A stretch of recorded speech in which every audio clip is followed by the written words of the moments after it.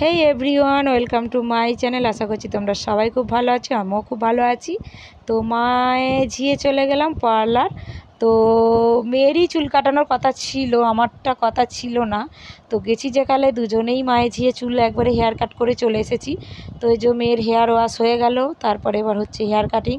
তো ওর এখানেই আগের বছর কাট করিয়েছিলাম, তো এই জন্য এইখানেই এসেছি যে আবারও ওই কাটটাই দেবো বলে।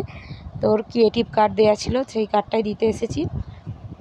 এখন মেয়ের হেয়ার কাট হচ্ছে, এরপরে আমার শ্যাম্পু হবে।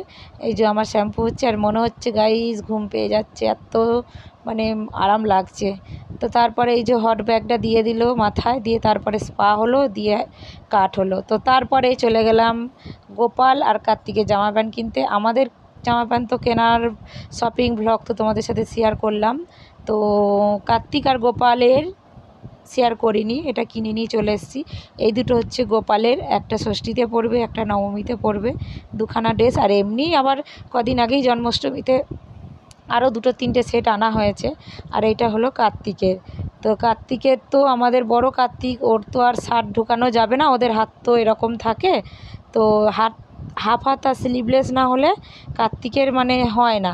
এই যে সামনে বোতাম আছে, বোতামটা খুলবো, দু হাতে দুটো গলিয়ে দেবো, দিয়ে হয়ে যাবে। তো আজকের মিনি ব্লগটা কেমন লাগলো অবশ্যই কমেন্টে জানাও। টাটা।